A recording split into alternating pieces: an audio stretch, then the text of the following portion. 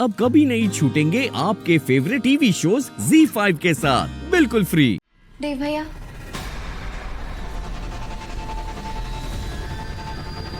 मुझे आपको एक सच बताना था। कैसा सच? एड फिल्म से जुड़ा एक सच। आप मतलब? मैं एक ऐसे इंसान को जानती हूँ जिसने एड फिल्म के शूट के बाद आपका ऑरा देख के, आपकी पॉजिटिव वाइब्स देख के आपको अपना पति मान लिया।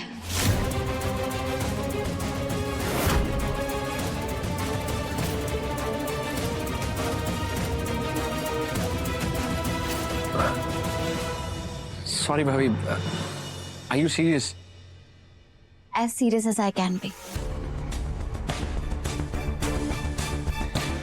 मेरी एक दोस्त है जो एड शूट के बाद से आपके सपने देखने लगी है। इनफैक्ट उसने तो आपको अपने मन में बैठा लिया है। आपको पूछती है, आपके नाम का सिंदूर लगाती है, यहाँ तक कि आपके नाम का मंगलसूत्र भी पहनती है।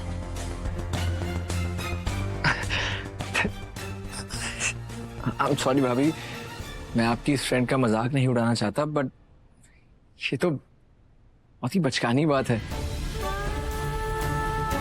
आप अपनी इस फ्रेंड को समझाइए कि वो असली शादी नहीं थी, वो बस एक शूट था, और शूट में सब नकली होता है। राइट ओसु?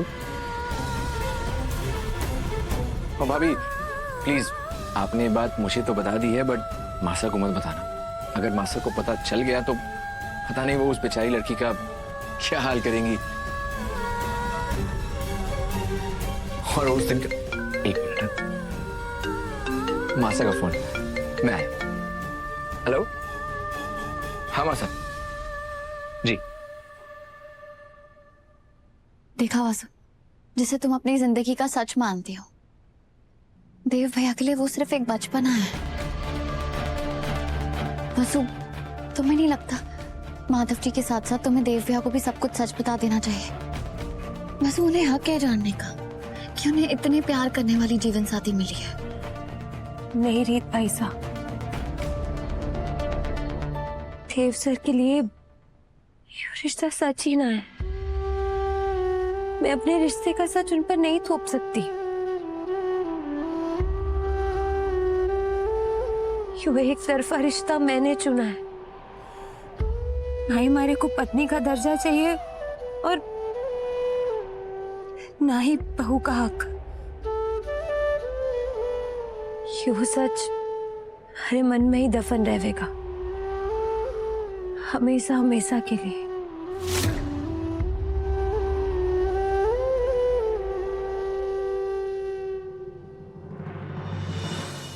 राघव की एक आइडिया ने वासु को कितनी बड़ी मुसीबत में डाल दिया। मुझे कुछ समझ नहीं आ रहा है कि मैं कैसे वासु की मदद करूं। आइए। हमें एकदम नीट ही बांधना है। दीदी, दिव्या, आपको भी एक मिनट। जी सर। यहाँ रख दीजिए। मासा चाहती हैं कि मैं किसी भरोसे के इंसान को ये गिफ्ट पैक करने का काम दूं। आप कर देंगे? जरूर सर, वसुधा तो मेरी बहन जैसी है, मुझे बहुत खुशी होगी। Thank you. और ये रही गेस्ट लिस्ट। ओके।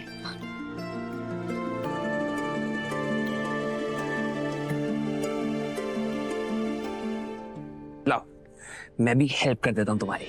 आप रहने दीजिए सर, मैं कर दूंगी ये। दिव्या, माना कि जादूगर तुम्हारी बहन जैसी है, पर वो मेरी भी तो बेस्टी है ना, तो उसकी शादी में काम करने का हक मेरा भी तो बनता है। ओके। हाँ, तो तुम नाम बताओ, मैं लिखता हूँ।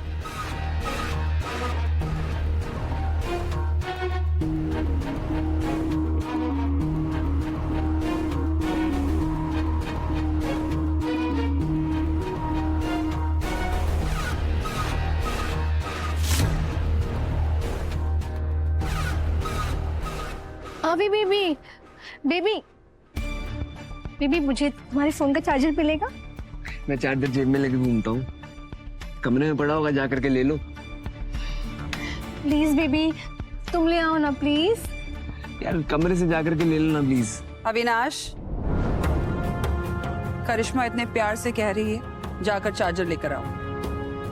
जी मासा।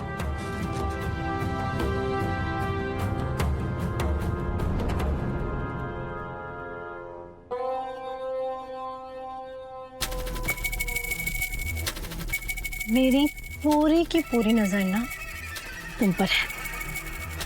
मेरे होने वाले पति से दूर रहो, वरना तुम्हारे लिए अच्छा नहीं होगा। आप गलत समझ रही हैं।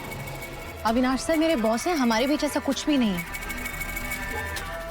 तुम जैसी लड़कियों को मैं अच्छी तरह से जानती हूँ। अमीर लड़का देखा नहीं कि उन्हें फंसाने के 35 शुरू। लड़ी। अगर दिमाग में गंदगी भरी हो ना तो बाहर भी सब कुछ गंदा ही दिखाई देता है। कमी किसी और में नहीं, तुम में है।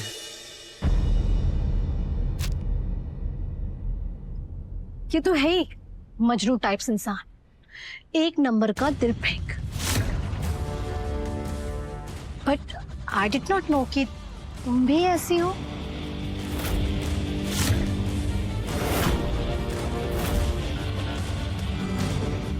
चार्जर चाहिए था ना तुम्हें?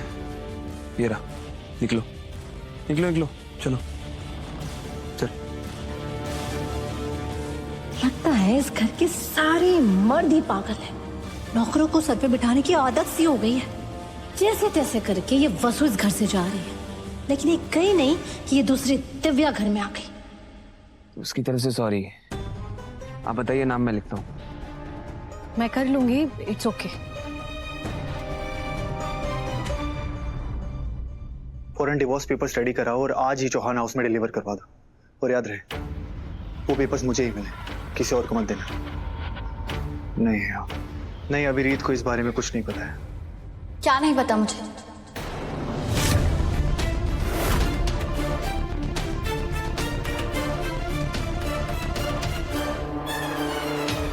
बताइए। ये नहीं पता कि आज रात के सरप्राइज फंक्शन में क्या होने वाला है, लेकिन मुझे सब पता है। अभी ने देखो कितने टेक्स्ट किए। ये सब छोड़िए।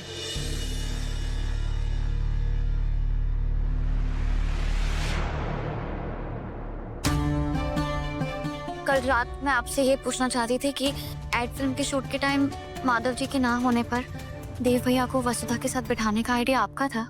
हाँ, इसी वजह से तो वो शूट हो पाया। क्यों किया आपने ऐसा? क्यों, क्या हुआ? अभी तक तो कुछ नहीं हुआ है, पर कुछ नहीं।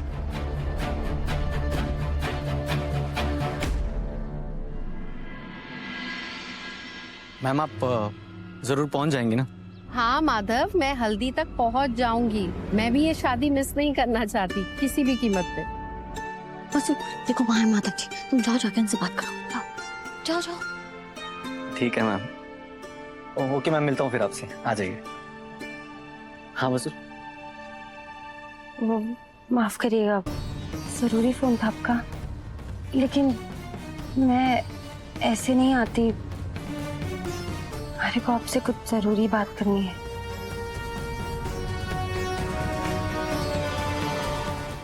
Z5 ऐप डाउनलोड करें और देखें सारे एपिसोड्स बिल्कुल फ्री।